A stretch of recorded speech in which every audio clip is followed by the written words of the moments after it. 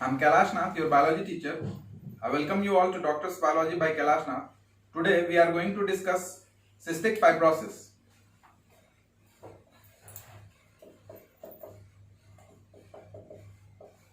Cystic fibrosis. This is an autosomal recessive disorder. ये एक autosomal recessive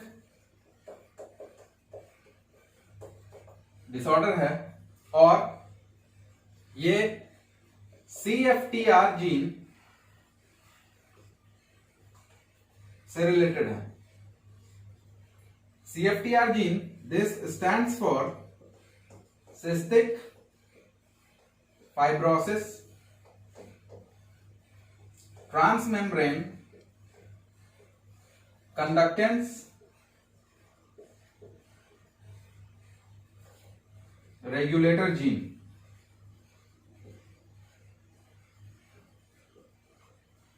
और ये CFTR जीन प्रेजेंट कहां होता है? CFTR जीन प्रेजेंट होता है क्रोमोसोम नंबर 7 पे.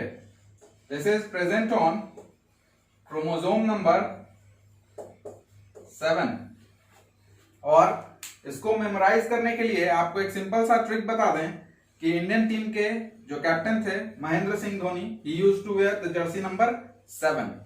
सो आप इससे याद रख सकते हैं इसको, chromosome number 7 that is related to CFTR gene, और ये जीन है जो अफेक्टेड होता है सिस्टिक फाइब्रोसिस के पर्सन्स में. सो सबसे पहले हम लोग ये देखें कि ये सिस्टिक फाइब्रोसिस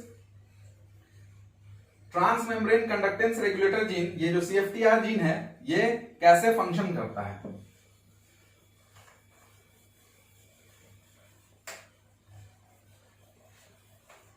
आपको पता है कि जो जीन है वो DNA पे प्रेजेंट होता है.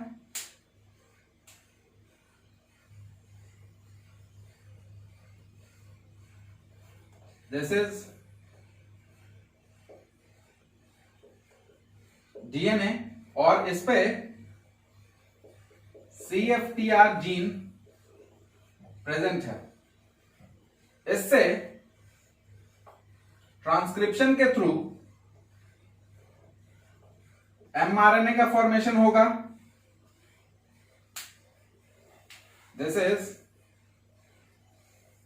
mRNA.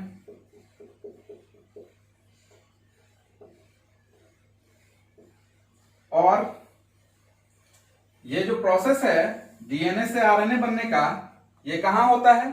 This takes place in nucleus. और फिर ये mRNA it gets transported to cytoplasm. और साइटोप्लाज्म में भी कहां? रफ एंडोप्लाज्मिक रेटिकुलम पर. और आपको पता है कि रफ एंडोप्लाज्मिक रेटिकुलम पे राइबोसोम्स प्रेजेंट होता है, and ribosome is the site where protein synthesis takes place. So here we are showing ribosome. This is the larger subunit, that is 60S, and this is the smaller subunit, that is 40S. और इस पे present है mRNA.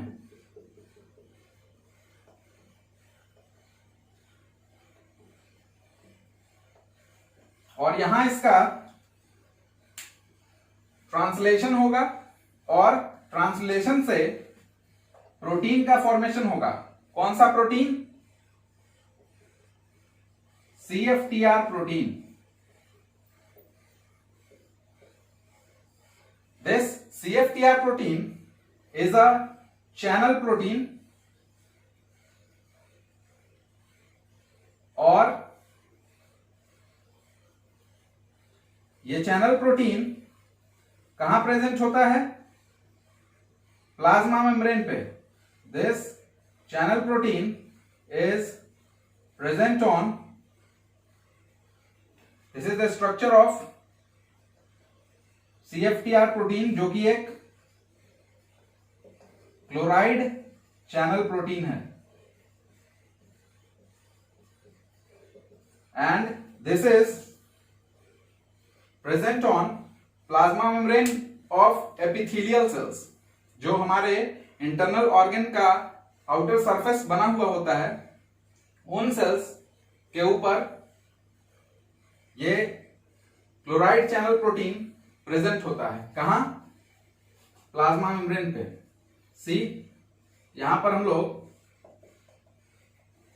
Plasma membrane का structure देखें।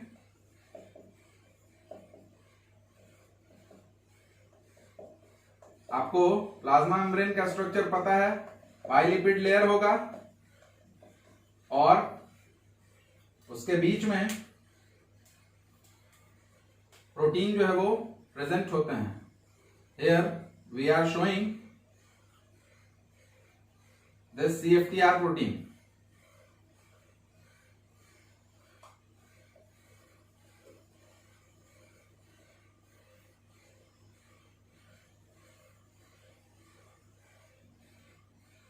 So this is plasma membrane of epithelial cells.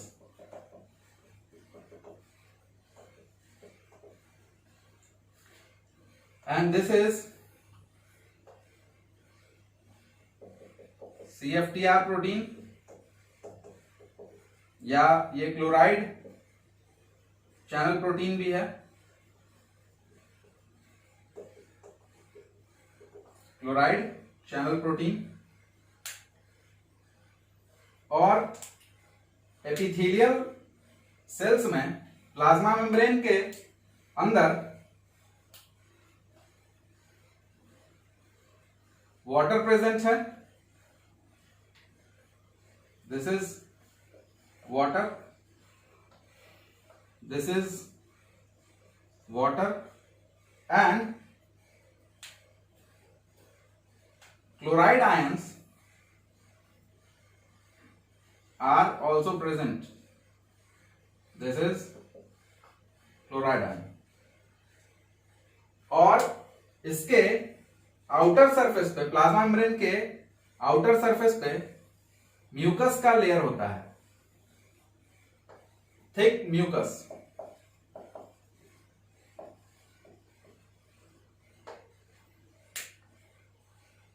यहां पर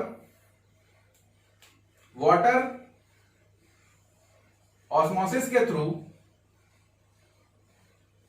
और chloride ion इस प्रोटीन चैनल के थ्रू पहुंचता है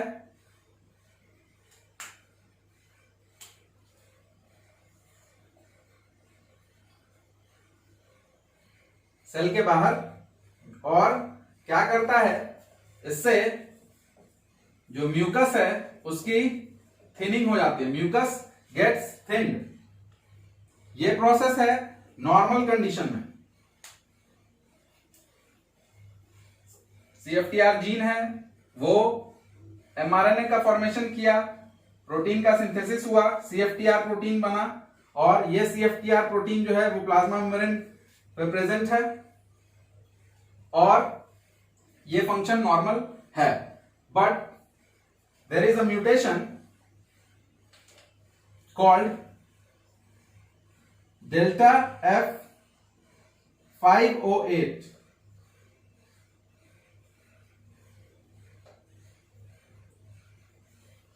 when this mutation in CFTR gene takes place, तब क्या होता है, ये जो F है, this denotes phenyl alanine.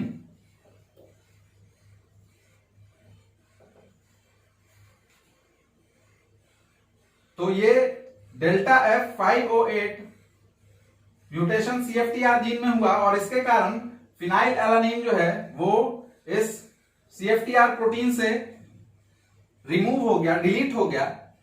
This mutation is deletion, और इसके कारण there is some folding problem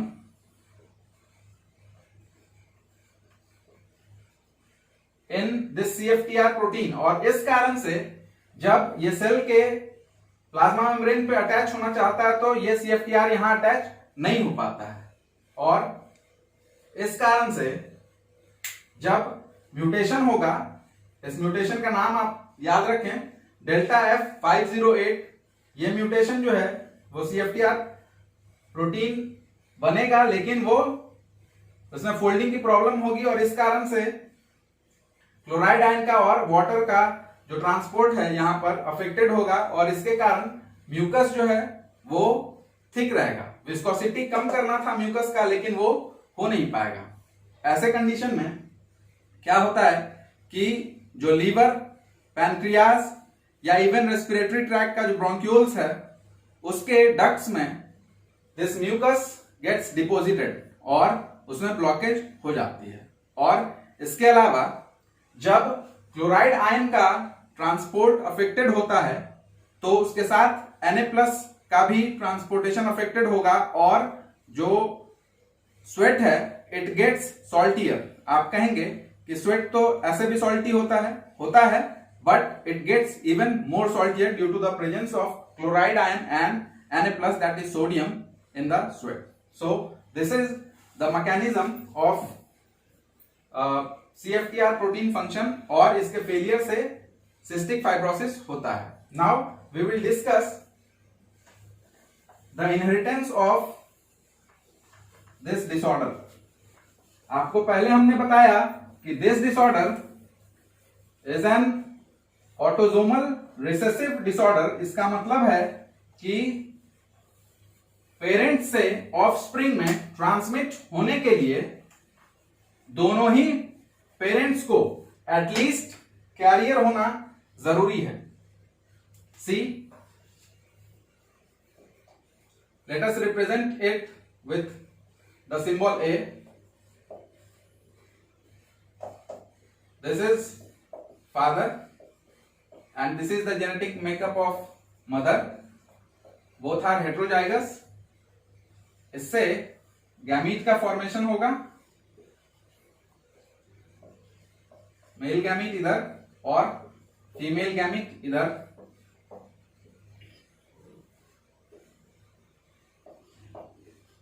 दोनों ही मेल और फीमेल दो तरह के गैमीट बनाएंगे। इनका जब यूनियन होगा तो ये कंडीशन होगा। See here, this is normal. ये जो हेट्रोजाइगस कंडीशन वाले पर्सन होंगे they are carrier, this is also carrier, and this person who have both the recessive genes ये डिजीज्ड होगा। So here we have 1 normal, 2 carrier and 1 diseased. और इस तरह से जब एग्जाम में क्वेश्चन आए तो आप इसको सॉल्व कर सकते हैं। This is an autosomal recessive disorder. जब दोनों रिसेसिव एलील एक ही पर्सन में प्रेजेंट होंगे तो डिसऑर्डर जो है वो अपीयर होगा।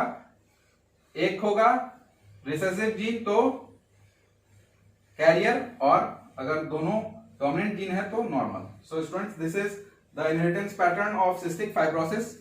आपसे अनुरोध है कि चैनल को लाइक, शेयर और सब्सक्राइब करें सो दैट कि आपको फ्यूचर में भी इस तरह के वीडियोस मिलते रहें। Thank you.